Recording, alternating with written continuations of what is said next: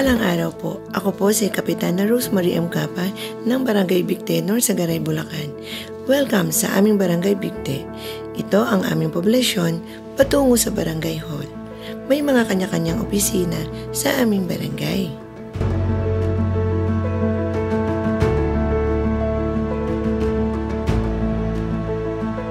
Meron din kaming mga picture ng kagawad on duty for the day upang malaman ng mamamayan kung sino ang tutugon sa kanilang araw-araw. Meron din kaming one-stop shop, aming frontline services, katabi ang butika ng barangay.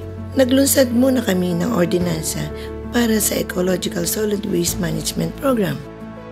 Tara na sa aming MRF, ang aming Material Recovery Facility. May wikang, malinis na kapaligiran, kay gandang pagmasdan, sakit maiiwasan, gawang Bicte nyo yan. Sa aming MRF, may vision and mission kami. Narito ang shredder machine upang ang residual na dadalhin sa Republic Cement ay gigilingin muna. Mayroon din kaming mga bukod-bukod na storage upang paramihin muna ang mga basura dito bago dalhin sa diversion. Save gas pa rin o din ang hazardous storage. Mayroong trolley lagayan ng residual para dalhin sa MRF storage kung hindi madadala sa Republic Cement. Timbangang baskula para sa mga makukulit ng basura. Opisina sa aming MRF, magkakaiba ang truck na nabubulok sa hindi nabubulok na basura. Mumula sa mga bahay, basurang segregated na. No segregation, no collection policy. Nagtalaga kami ng technical working group at ito ang nagsasagawa ng inspection at nagbibigay ng notice of violation. Tapat ko alinis ko policy para turuan sila sa malinis na paligid. Hanging trash bin para sa huwag magtapon kahit saan-saan. Color-coded trash bin para sa maigting na segregation. Para sa diversion program and innovation, residual for cement program, waste to energy gamit bilang alternative fuel. 1-ton residual kapalitang 8 bags of cement na nagagamit sa project ng barangay, pagtulong sa mahihirap, paggawa sa bahay, sanityo sa mga project sa school. Programang wet to press palit diapers, 5 diapers, wiwi lamang ang kapalit ay 1 bagong diapers. Solusyon sa napakalaking suliranin, basurang diaper, na isama rin ito sa waste for cement program ng ating barangay. Kapartner na rin ang kumpanyang Shangshui Manufacturing inverter ng inverter stove. Mga pinagputulang sanga, mga kahoy at dahon na ay binibili nila as a fuel din. Ganon din ang matitigas na plastic na ginagawa nilang industrial pipes. Kapartner din sa agrikultura at environment ang Jollibee, inasal at restaurant sa mga basura nilang eggshells. Gamit ito sa compost soil na nagagamit namin sa aming hapag, na siyang pinamamahagi na rin namin sa mamamayan upang sa bakuran nila makapagtanim. Ito rin ang nare-recycle pang bagay. Recycled styro cups from party and events. Kinokolekta namin para pagpunlaan at ipamamahagi sa mamamayan. Nakakatipid pa kami, hindi na kami bumibili ng mga punlaan. Plastic bottles 1.5 ni-recycle. Ginawang plant box at pampaganda ng lugar. Ginawa ding makulay na fence. Sama ang recycled tires na may mga salitang kaayaya. Mula sa magubat na kalsada at tapunan ng basura, nilinis, pinaganda, nilagyan ng mga animal characters, naging pasyalan at ngayon ay kinagigiliwan ng marami. Makikita din doon ang mga unggoy na malayang naninirahan. Ginabayan ng tagapag-alaga ng aming barangay. At nilagyan din sa kabilang parte ng kalsada ang mga imahe ng puon upang makapagbigay ng spiritual guidance sa mga mapupunta doon. Ito ang pinagmamalaki naming upper view deck. Nakatuklas din kami ng bukal sa dating maruming anyong tubig.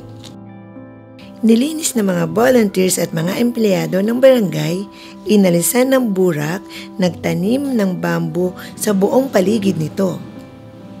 At ngayon ay naging isang malaparaiso, luntiang anyong tubig na ngayon ay source of water ng mga residente doon. Motibasyon para sa kalinisan, pagtatalaga ng street sweeper sa lahat ng sityo. River ranger sa mga ilog. Canal cleaner sa aming barangay, araw-araw nila itong ginagawa. Mayroon din kaming weekly clean-up drive kasama ang iba't ibang CSO, NGOs at mga residente. Pagbombet ng kalsada upang maalis ang mga alikabok at mga buhangin sa aming kahabaan ng kakalsadahan upang ang kalusugan at kalinisan ay ma-maintain namin. Regular trimming ng puno, grass cutting para sa maliwalas at ligtas sa sakuna upang mapanatili rin ang kalinisan. At naglagay kami sa kahabaan ng highway at mga sityos ng CCTV camera para pamamaraan sa pagbabantay pa rin ng pagtatapon ng basura.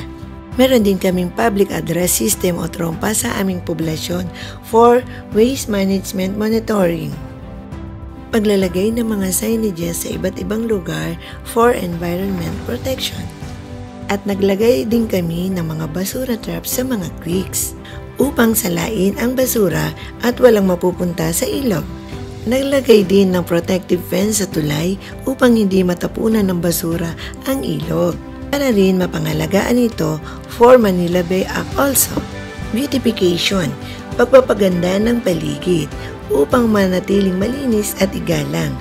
Pinunturahan ng poste, riprap sa kalsada, battled fence, tires and rocks on roadside.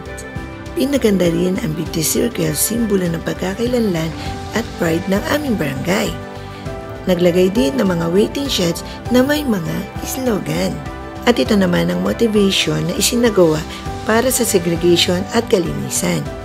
IEC, ito ang Information Education Campaign upang ipaliwanag ang kahalagahan ng waste segregation at iba pang ipatutupad. Pagpalit ng sabon sa mga plastik. Pagbibigay ng insentibo sa excellent household sa segregated ang basura, malinis ang paligid, may tanim na gulay, nakatali ang hayop, may award na bigas. Pagbibigay din ng munting timba sa bawat tahanan gamit sa lababo para sa mga nabubulok na balat ng gulay, prutas at bismis. At nagbigay din kami ng executive order para sa project ng mga daycare pupils and barangay employees. 3 kilo ng plastic every end of the month. Ang palagi ang pag-ikot ng aming sasakyan na may jingle sounds para rin sa araw-araw na paalala sa mamamayan. Pagbabago at epekto. Dahil sa programang ito, malaki ang naging pagbabago sa Barangay Bicte. Malinis na ang mga kalsada, kanal, ilog, highway man o loob ng sityos. Ang basura ay nagiging compost, pataba at naging simento para sa proyekto ng barangay. Ang dating maruruming lugar ay naging pasyalan at eco-friendly spaces. Tumibay ang disiplina at pakikipagtulungan ng bawat mamamayan. 90% ng basura na nadadivert namin at 10% na lang ang tinatapon sa landfill. Nakatanggap din kami ng mga parangal. Top Performing Barangay, BECA 2025 Provincial Level. At ngayon, kami ay nominado para sa Regional Level, representante ng probinsya ng Bulacan. Top Performer Kalinisan sa Bagong Pilipinas, 2nd Quarter 2024.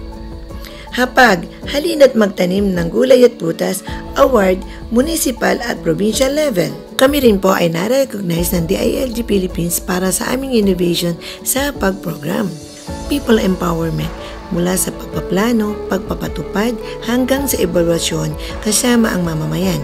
Sa barangay assemblies, pulong-pulong at sectoral meetings, naririnig ang kanilang tinig. Sa clean-up drives, excellent household, waste for cement program, sila mismo ang katuwang sa tagumpay. Mula sa barangay na may sariling kakayahan, isang mensahe ang nais naming ibahagi. Ang kalinisan, disiplina at pagmamahal sa kalikasan ay hindi lamang proyekto kundi pamumuhay na dapat isabuhay ng bawat isa at maipamana sa mga susunod pang henerasyon.